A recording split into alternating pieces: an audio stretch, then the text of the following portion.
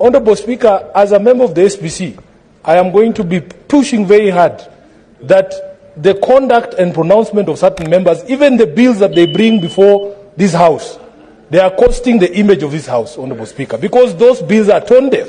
How can somebody just stand up out of nowhere, propose a constitutional amendment to extend his own term when he's here and he was elected for 5 years? And then the rest of us are supposed to be dragged through this shame because people are looking for clout, bringing very useless bills here instead of addressing the things that are facing Wananchi, Honorable Speaker. Which is why I want to encourage our colleagues, because the majority of the members of this House know what brought them to this House. Some of us have never even gone to a sauna. A Bukuzu man like myself, what is a sauna? I don't know. That is not why I was sent here. I was sent here to bring money for the people of Nairobi so that the governor can complete the new maternity wing at Mama Lucy. So, Honorable Speaker, these members who repeatedly bring shame to this House by bringing up ridiculous ideas, ridiculous thoughts, and painting them as if they are the thinking of the entire House, we need to call them out, Honorable Speaker. This is not why we were elected. Yes, very good. Senator Mungatana. Edwin Sifuna is the biggest political hypocrite that this country shall ever have.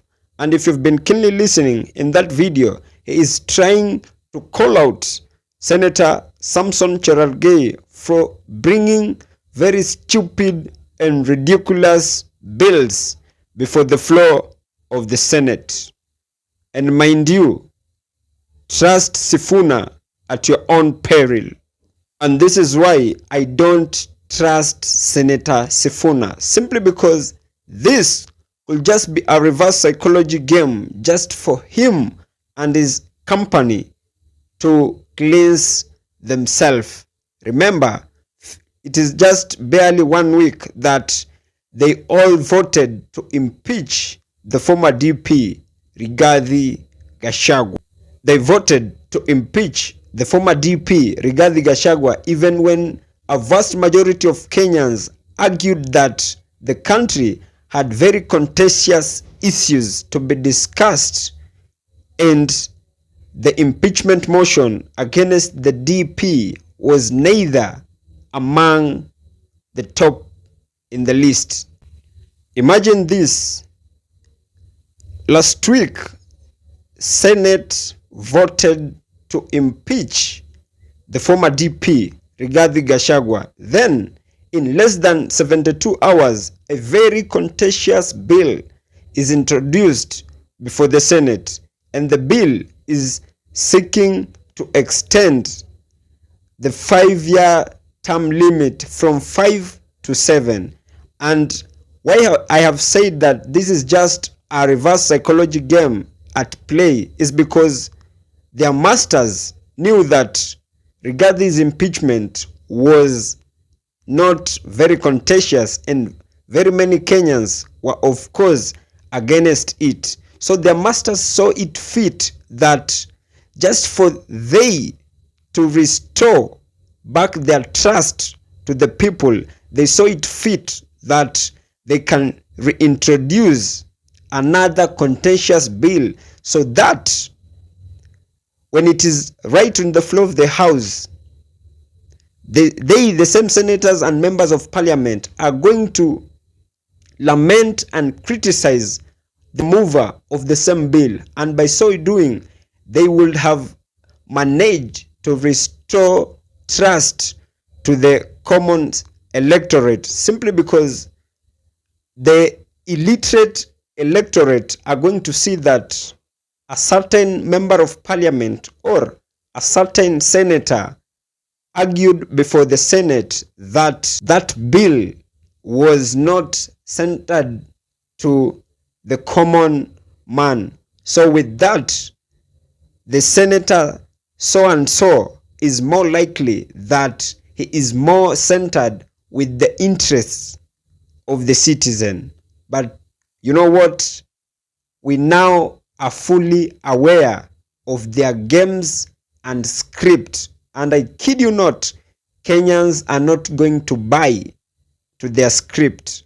However, I see this bill of seeking an extension of the term limits as a well-calculated ploy in a bid to bluster the electorate that their senators or their members of parliament are citizen-centered, or their senators care about the electorate, but in real sense, they don't. Essentially, I find it quite interesting to hear Senator Sifuna argue that Samson Cherargei's term extension bill is very nonsensical, while he did see sense in Rigath's impeachment motion. Someone should just tell Senator Sifuna that Kenyans are no longer fools. And any Kenyan of sober mind, how I wish that will take Senator Sifuna's words like a pinch of salt, simply because Senator Sifuna's party, if not his party leader, are already in the Kenya Kwanza government, and the move of this bill is already from the Kenya Kwanza government. So there is no way that Senator Sifuna would argue contrary to his party or his party leader's position. I find this as a scenario where they hatch a crisis, then go to an extent of purporting to ridicule the person designated to table it on the floor of the house, pretending to be citizen-centered, while in real sense, we know they are not, and they are always dancing to the tune of their masters, of which, from Senator Sifuna's words, I kid you not, these are nothing just but PR stunts, of which their main objective is for him to sanitize himself. In fact, let me just get a little bit personal with Senator Sifuna, simply because Sifuna is one kind of an individual to whom he will vote a yes to a very contentious bill in parliament, then wake up very early the next morning for a TV interview just for him to cleanse himself or to explain himself as to why he voted to pass such a contentious bill. And of course, Kenyans, we are now alive to their games, and they will not believe. And before I even come to the penultimate part of this episode, I will just like to say this. My fellow Kenyan, wherever you are, if up to the time of this broadcast you do believe in everything that politicians stand on a podium or a TV interview or a radio interview, and you believe what they tell you, my dear brother and sister, you really have a very long way to go, simply because these politicians never mean what they tell the citizens. But from where I sit, that has just been my opinion. If you do have a contrary opinion to mine, you can as well feel free to drop them in the comment section, and I'll give them a right of reply. And by any chance, if you have been watching my videos and you have not subscribed, you can as well consider hitting on the subscribe button. Thank you, and may God bless you.